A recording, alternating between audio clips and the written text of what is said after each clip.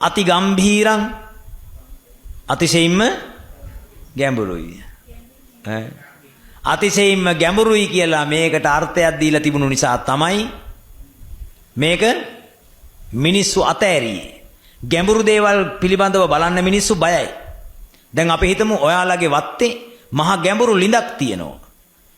එන කෙනාට කියනවා ලං වෙන්නවත් එපා ඔය ළිඳ ගැඹුරුයි වැටුණොත් ගොඩ එන්න බෑ. ඔන්න ඔය වගේ මේ ගම්භීර කියන වචනේ දැක්ක ගමන්ම මිනිස්සු හිතුවා මොකද්ද? ප ဋ ාණය බොහොම ගැඹුරුයි කියලා. දැන් ඒකනේ අර පන්සලට ආපු ගමන්ම මේ කැපකරු මහත්තයාද කොහෙද මේ නේ? එතුමා ඇහුවා ස්වාමීන් වහන්සේ මේක හරි ගැඹුරුයි නේද? මම කිව්වා නෑ ගැඹුරුයි කියලා හිතන එකයි ප්‍රශ්නේ කියලා. මේක ගැඹුරු නෑ. දැන් අද ඔයගොල්ලෝ දේශනාව කළා ගියාට පස්සේ කියයි මොන ගැඹුරක්ද? මේක පුදුම සරලයි පුදුම ලේසියිනේ කියලා. එතකන් මේක නොදන්නා තාක්කල් මොකද වෙන්නේ? ගැඹුරුයි තමයි. ඇත්තටම දැන් සමහර අපේ අම්මලා කතා කරලා කියනවා ස්වාමීන් වහන්සේ ඔබ වහන්සේ පැය 4යි 5යි බණ කියනවා නිදාගන්නේ සැතපෙන්නේ නැහැ ස්වාමීන්. ඔබ වහන්සේ දැන් ඔය මහන්සි වෙනවා වැඩි ඔබ වහන්සේ ඉක්මනට ලෙඩ වෙන්න නතර කරන්න කියලා. නමුත් මම මේ ගමක් ගානෙම ගිහිල්ලා බණ කියන්නේ මොකක් නිසාද? අපි කොච්චර රූපවාහිනී බණ කිව්වත් සමහර අම්මලා රූපවාහිනිය බලන්නේ නැහැ. තේරෙනවද නේද? සමහර අම්මලා බණ බලන්නේ නැහැ. පොයි දවසට එනවා නිකන් සිල් සමාදන් වෙන්න ඒත් බණක් නම් බලන්නේ නැහැ. කො බලන්න හැමදාම බණහන අය උසන් දිනපතා බණහන අය. දිනපතා බණහන අය. දිනපතා බණහන අය. අතපාද්දා. මීට කලින් ප ဋ ාණ දේශනා අහලා තියෙන අය උසන් බලන්න. ප ဋ ාණ දේශනා. ඕම් බලන්න දැක්කනේ. 5 දෙනයි 6 දෙනයි ඉන්නේ. අනිත් අය ප ဋ ාණ කියන්නේ මොකද්ද කියලාවත් දන්නේ නැහැ.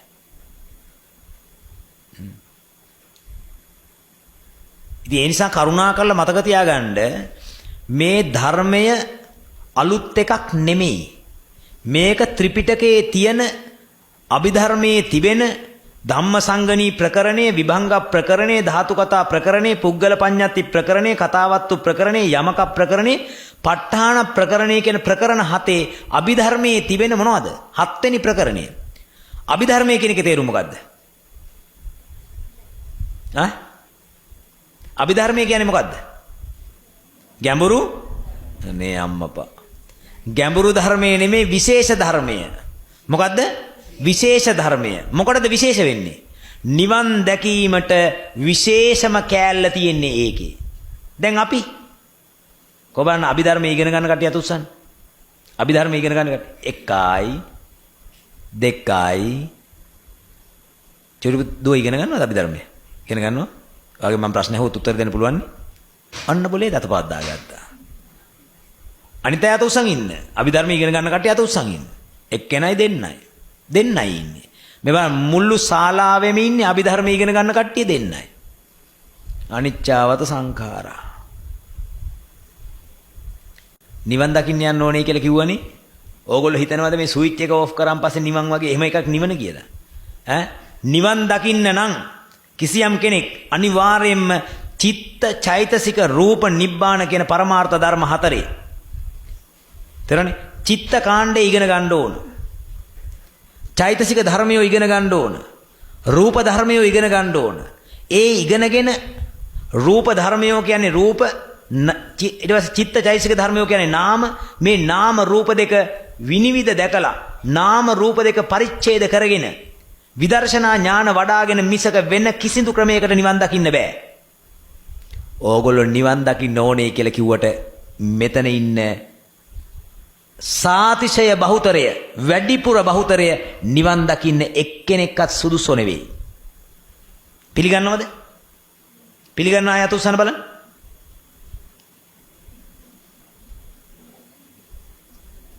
ඒකට අත උස්සන්නේ නැහැ. ඇයි? වෙන අවදානයක ඉන්නේ.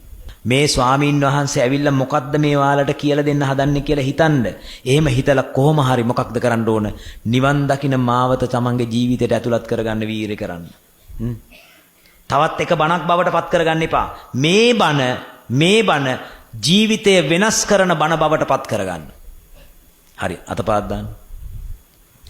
එහෙනම් අද දැනගත්තා අභිධර්මයේ නැතුව නිවන් දකින්න බෑ නෙමෙයි බෑමයි. අය කතා දෙකක් නෑ. බෑ නෙමෙයි බෑමයි. අභිධර්මයේ නැතුව චිත්තකාණ්ඩයේ චිත්ත සිද්ද ගැන දන්නේ නැතුව චෛතසික කාණ්ඩේ චෛතසික ගැන දන්නේ නැතුව රූප 28 ගැන දන්නේ නැතුව තේරෙනවද මේ නාම රූප ධර්මය ගැන දන්නේ නැතුව විදර්ශනා කරන්න බැරුව නිවන් දකින්න බෑමයි. එහෙමනම් ඕගොල්ලෝ මොකද්ද කරන්න ඕන අද ඉඳලා? හැමෝම ඒ කාණ්ඩින් කියන්න ඕන. අභිධර්මය ඉගෙන ගන්න ඕන. අභිධර්මයේ ඉගෙන ගන්න ඕනේ නම් මේ අම්මලා හැම කෙනෙක්ම සතියක් ඇතුළත රේරුකාණේ චන්ද විමල මහානායක හාමුදුරුවන් විසින් ලියන ලද අභිධර්ම මාර්ගයේ පොත ගන්න ඕන. දැනට අභිධර්ම මාර්ගයේ පොත තියෙන අය උස්සන්.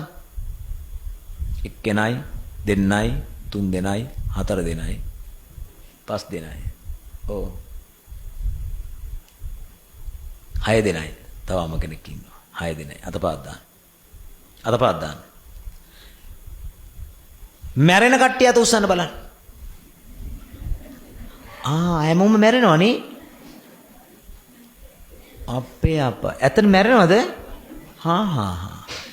මැරෙනවා නම් අපේ අම්මා මැරෙන්න කලින් ඊළඟ ජීවිතේ තලගොයෙක් වෙන එක, කබරයෙක් වෙන එක, හූනෙක් වෙන එක, මල පෙරේතෙක් වෙන එක, gederama පූසෙක් වෙන එක, බල්ලෙක් වෙන එක නතර කරගන්න කැමති නැද්ද?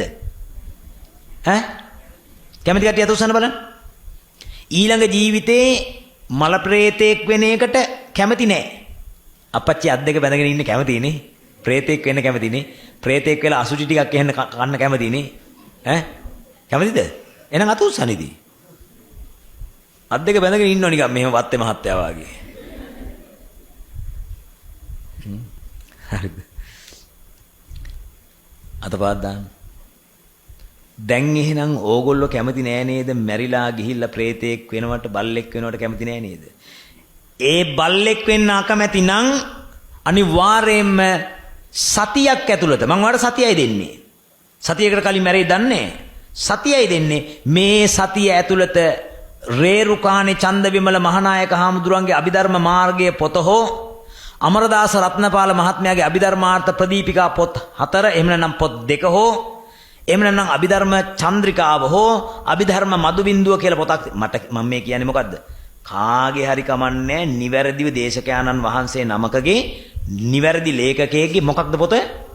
අභිධර්ම මාර්ගයේ පොත ආදී පොත් ගන්න. අරගෙන කියවන්න. අකුරු කියවන්න බැරි කට්ටිය අත උස්සන්න බලන්න. අකුරු කියවන්න බෑ. ඇස් පේන්නේ අකුරු කියවන්න බෑ. එක අම්ම කෙනෙක් ඉන්නවා. පස්සේ අත උස්සන්න එපා. කියන වෙලාවේ අත උස්සන්න. අත උස්සගෙන ඉන්න. න්යාර මේ තොරණේ බල්බ් එක පත් වුණා වගේ. පත් වුණා නිවුණා. පොඩ්ඩක් අත උස්සගෙන ඉන්න. අකුරු කියවන්නත් බෑ, අතත් පන නැහැ. එක්කෙනයි, දෙන්නයි, තුන් දෙනයි. අර අතන පුටු උඩ ඉන්නම අත උස්සලාද නහය කහනවද? හරියට අත උස්සන්න ඕන. හරි. කීයද දැන් ගාන ගණන් කරගන්නකෝ? 1 2 3යි. තුන් දෙනෙක් ඉන්නවා අකුරු කිය. දැන් ඒ තුන් දෙනාට අකුරු කියව ගන්න බැරි නම් තේරෙනවනේ? ඒගොල්ලෝ පොත් අරගෙන තමන්ගේ මුණුපුරකට මිරිපිරියෙකුට හරි කියලා ඒක කියව ගන්න ඕන. පැහැදිලිද?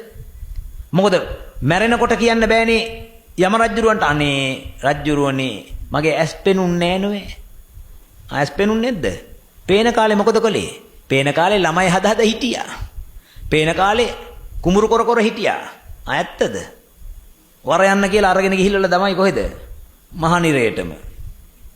එසා මේ ජීවිතේ කල්පනා කරන්න කොහොම හරි මේ ධර්මයේ ශ්‍රවණය කරලා මම මේ ජීවිතෙන් චුත වෙලා යන්නට කලින් මැරෙන්නට කලින් අඩුම ගානේ සිත් 89 කටපාඩම් කරගන්නවා.